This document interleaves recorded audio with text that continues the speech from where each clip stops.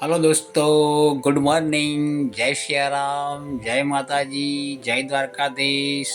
તો આજે સવારે વહેલા વહેલા રેશનિંગનું વિતરણ ચાલુ હતું, તો દુકાન ચાલુ છે કે બંધ છે હું જોતા આવું એ માટે આપણે નીકળ્યા છે રેશનિંગની દુકાન તરફ। જે રાશન આ સામે દેખાય અમારા ગ્રામ પંચાયત કચેરી ભવન છે, ગ્રામ પંચાયત ભવન છે। સીધા આવી ગયા રેશનિંગની દુકાને, તો રેશનિંગમાં સર્વર ડાઉન હતું, ઊભા ના રહ્યા ગરમીના કારણે, સીધા ઘરે નીકળ્યા। રસ્તામાં અરગોનભાઈ મળ્યા, એમને સાથે લઈ લીધા। ઘરે આવવું હતું, કીધું ઘરે હું જાઉં છું, તો કે મારે ઘરે આવવું છે, તો નીકળી ગયા ઘરે। તો રસ્તાઓ થોડા ગામના ચોમાસાના કારણે થોડા વીક થયા છે, પણ ચોમાસામાં રહેવાનું। તો પણ વાતાવરણ બહુ શુદ્ધ છે, પ્રદૂષણ રહિત છે અમારા ગામમાં। હાલ સુંદર વાતાવરણ છે। ત્યાંથી રસ્તામાં લગભગ સવારના 10:30 જેવો ટાઈમ થવા આવે છે। વિદ્યાર્થીઓ પણ નીકળી ગયા સ્કૂલે જવા માટે, મળ્યા સામા। સીધા અમારા ઘર તરફના રસ્તા ઉપર નીકળ્યા અમે। સામે અમારા રાજુભાઈ વારો લઈને આવતા હતા, બાઇક ઉપર આવે નીકળી ગયા। થોડાક છેટા ભરતભાઈ મળ્યા, ત્યાં આગળ જતા એ એમની મમ્મીનું ટિફિન લઈને જતા હતા નવા ઘરે પરાની અંદર।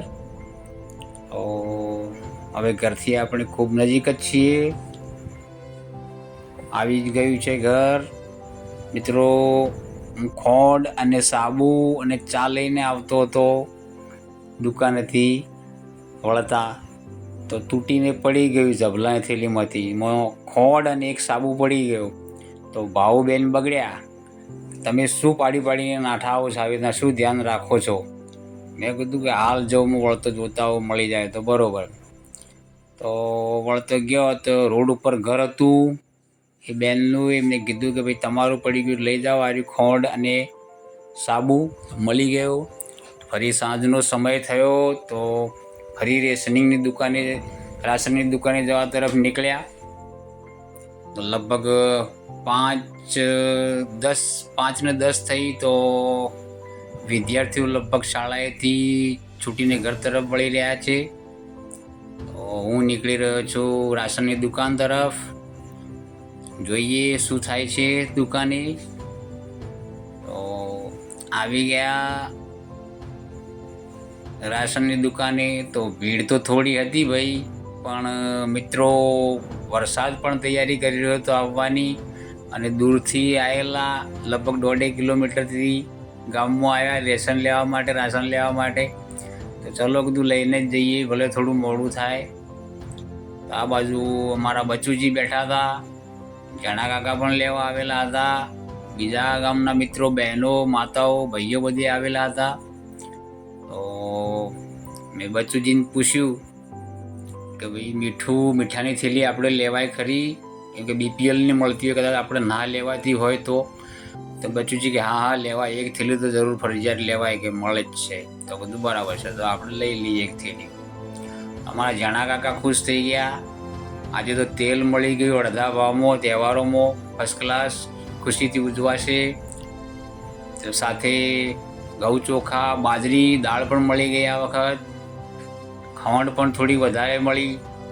તો જણા કાકા બહુ ખુશ થઈ ગયા અને કીધું કે આ તેલ મળ્યું છે, આપણે ખેતરમાં બાઉન્ડ્રીમાં ભજીયા બનાવીશું ખુશીથી। તો મિત્રો હવે આજે નાગપાંચમનો દિવસ હતો, સાંજના સમયે રાશનિંગ કરી મેલી ગોગા મહારાજના મંદિરે આવ્યા નેહડાની અંદર। આપ જોઈ શકો છો મિત્રો, આ ગોગા મહારાજ મા શિકોતરનું મંદિર, ખૂબ જ સુંદર મંદિર, માપસરનું, ના ઘણું નાનું ના ઘણું મોટું, ખૂબ જ પોઝિટિવ તરંગોવાળું, પોઝિટિવ આંદોલનવાળું મંદિર આ ગોગાનું। અહીં આવતા જ મનને શાંતિનો અહેસાસ થાય એવું મંદિર। અહીં આ મંદિરમાં લગભગ આપણા ગુજરાતી પંચાંગ પ્રમાણે સુદ પાંચમના દિવસે અહીં બધા ગોગા મહારાજની પાંચમ ભરવા માટે ભક્તો આવતા હોય છે દૂર દૂરથી. અને ભક્તના હૃદયમાં સાચી ભક્તિ, શ્રદ્ધા અને વિશ્વાસ હોય તો માતાજી એમની મનોકામના જરૂર પૂર્ણ કરે છે અને કરે જ છે. અને આ પાંચમના દિવસે આપણે અહીંયા પ્રસાદી પણ માતાજીની મળે છે, જે દરેક ભાઈ ભક્તો લઈને પ્રસાદી લઈને જતા હોય છે અને માતાની આશીર્વાદ પણ લઈને જતા હોય છે ઘરે. તો મિત્રો જુઓ અમારું મંદિર. તો ફરી મળીશું નવા વિડીયોમાં. જય માતાજી, જય શ્રી રામ.